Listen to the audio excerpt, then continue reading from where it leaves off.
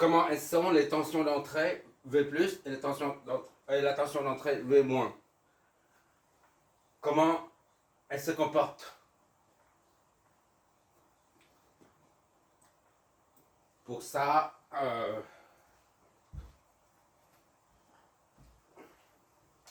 on va ajouter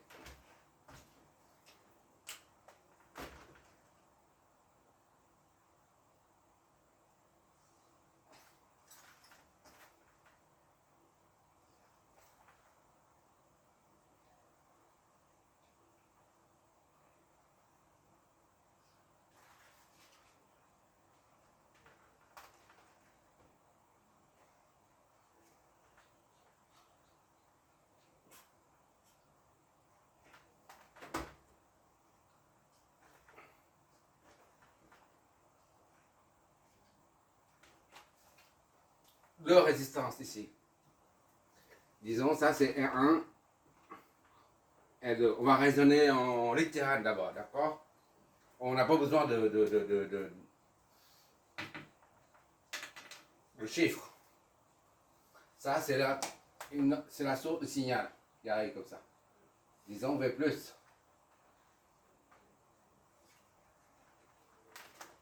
Tension continue. D'accord? Une tension continue ici. Un rappel, une pile, c'est une source de tension continue. On dessine comme ça. Son symbole est ça. Plus et moins. Par contre, pour une source autre qu'une pile, on utilise ce symbole. Plus et moins. D'accord? Bon, ici c'est une source de tension continue. Disons VS.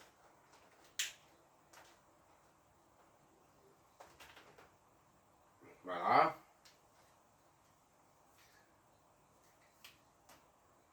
Ça va injecter un signal dedans. I. Là, c'est le courant sorti. I out.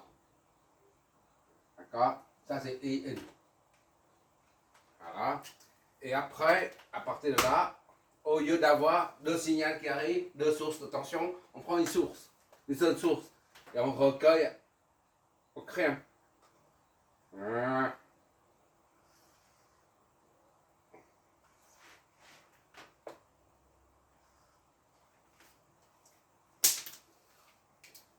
On utilise le signal de sortie,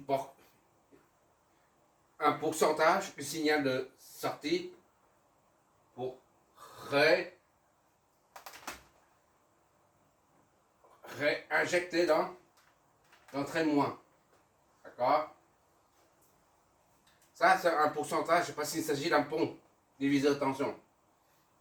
La tension de sortie, elle est ici.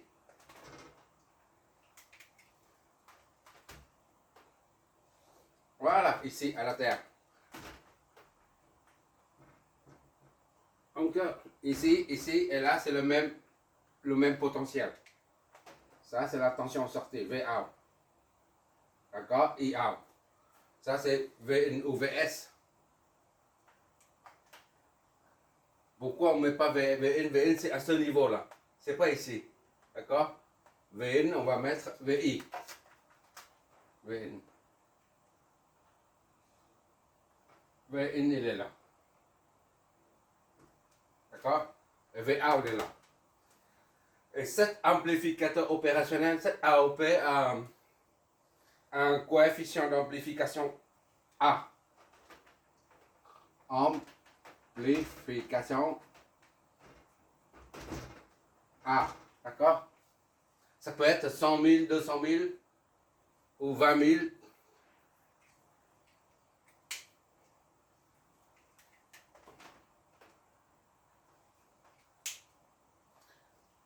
Il y a un courant il y a ici IA1, IA2. Et I moins, parce que ça entre dans le moins. D'accord? Et ça, c'est I in est égal à I plus 4 parce que ça entre dans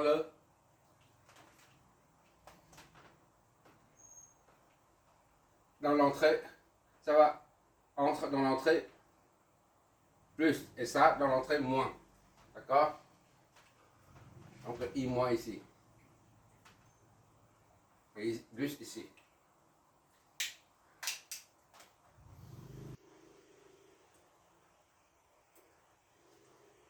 Notre but, c'est de savoir comment se comporte la tension aux polarités, au pôle plus et au pôle moins. D'accord? Comment elle se présente, V plus et V moins, au niveau des entrées. D'accord?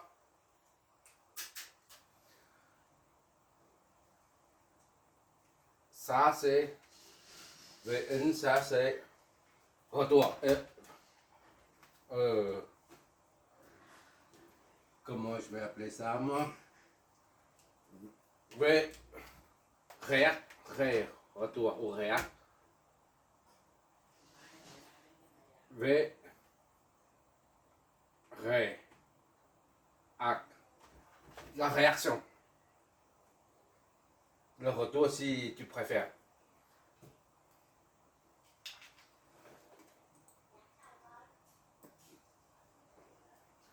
Bon, on peut attaquer maintenant. On remarque ici que V réact ici, c'est la même qu'ici.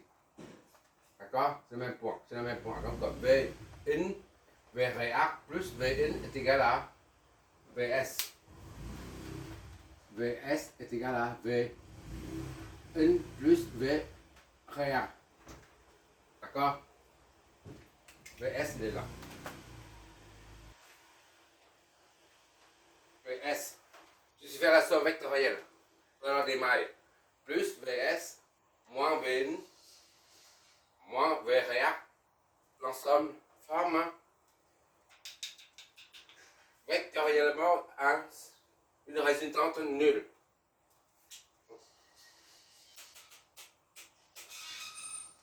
Ici, Vn, d'où Vn est égal à Vs moins V réact. D'accord?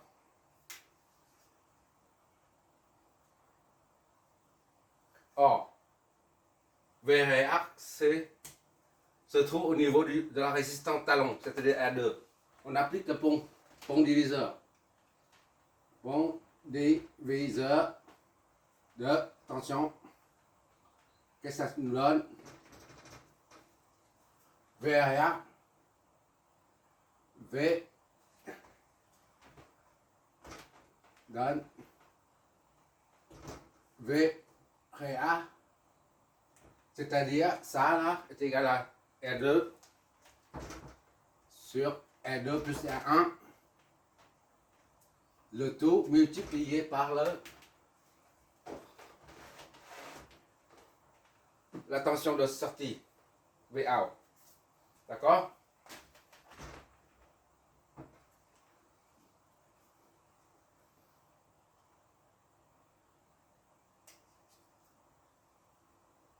Si on pose poser B est égal à R2 sur R2 plus R1. Ça nous donne V réact est égal à B fois VA. Ok, là jusqu'à présent,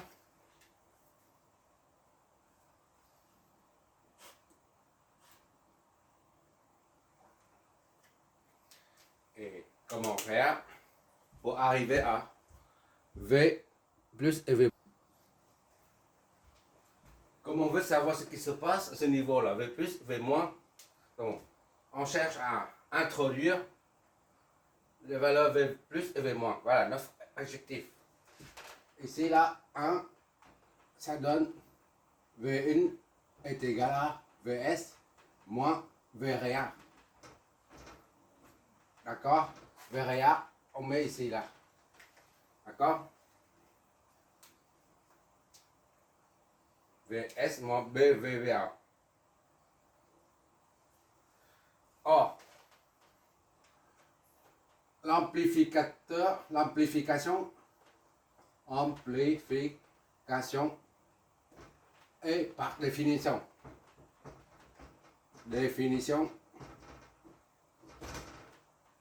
A est égal à V out sur Vn. D'accord? V out sur Vn ici. Vn là, c'est là, c'est pas Vs. Vn c'est ici, à ce niveau. Vn. Voilà. D'accord? Puisqu'on injecte un courant ou un signal et on recueille un signal de sortie I plus entrée, I out sortie. Ou alors V in entrée, V out sortie. C'est pareil, d'accord? Si on parle au terme d'intensité de courant, ce sera I out sur I in. Là, on parle en termes de tension, donc V out sur V in. D'accord? Donc V out est égal à quoi? V out est égal à AV in.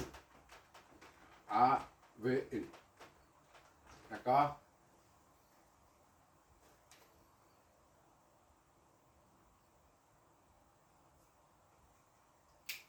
On va check ça dedans. Ça, c'est V in est égal à Vs moins B fois V out là, ici. V out c'est A, V in. V in est égal à Vs moins AB, V in. D'accord?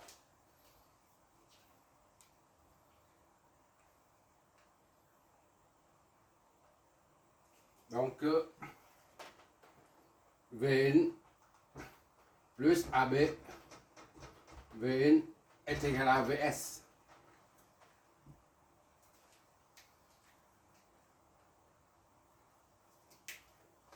Vn est égal à Vs divisé par 1 sur A fois B.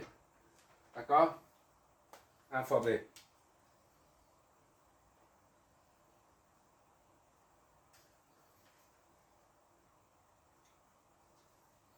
Là, ça représente, B représente ça. Les paramètres externes, 1 et 2. Tandis que A représente l'amplification. D'accord? Admettons que, j'espère que je vois toujours.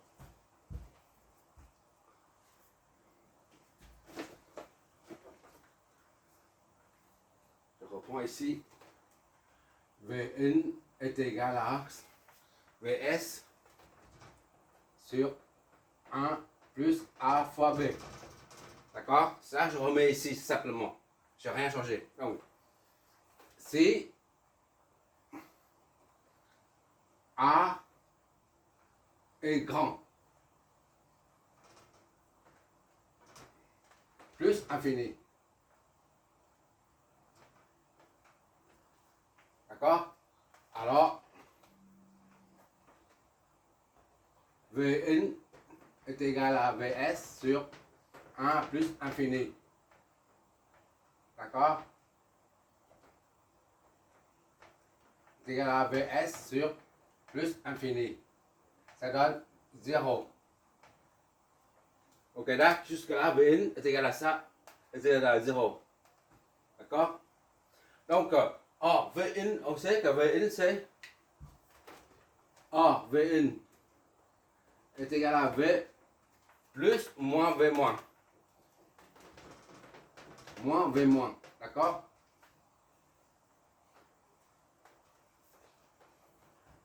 Oh, Vn là, on remplace. C'est V plus moins V moins est égal à 0. C'est-à-dire V plus est égal à V moins. Quand A. Voilà.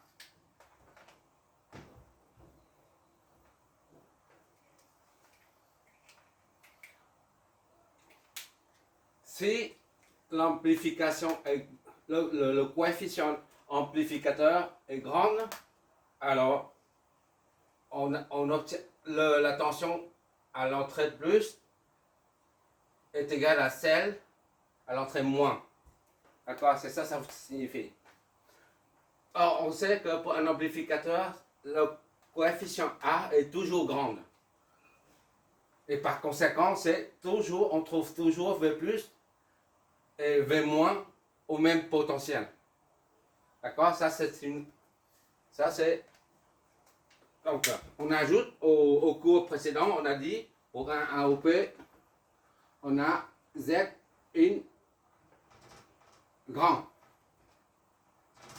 Z out petit. D'accord?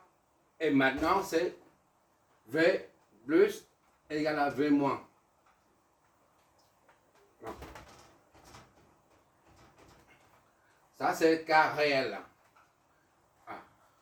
A est égal. A est égal à différent de l'infini. D'accord? Ça, c'est réel. AOP réel. AOP réel. D'accord?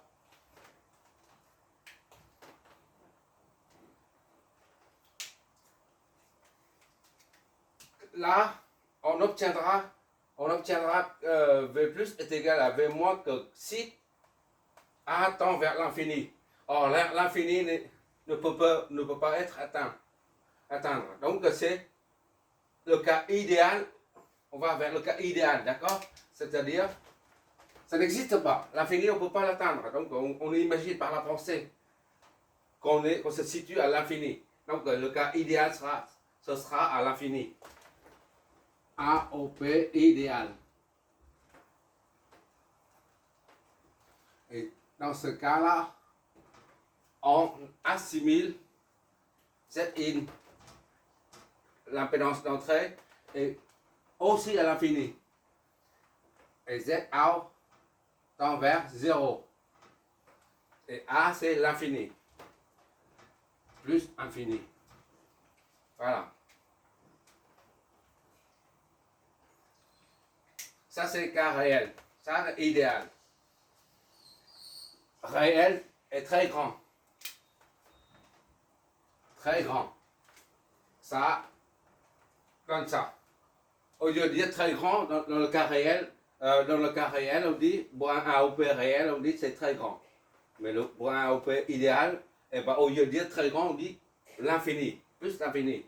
De même pour l'impédance de sortie. Au lieu de dire pour un réel, un AOP réel, on dit petit. Mais petit comment? Idéalement, petit c'est 0. C'est pratiquement nul. C'est un simple conducteur. Rien d'autre. Et le cas réel d'un AOP, l'amplification est très, très grand, mais n'atteint jamais l'infini. Et dans le cas idéal, eh ben, on admettra que A est égal à plus infini. Voilà, AOP réel, AOP idéal. D'accord? Et dans les deux cas, là, on a V plus différent de V moins. Tandis que ici, c'est V plus égal à V moins. D'accord? Ou alors, V plus, voilà, V moins.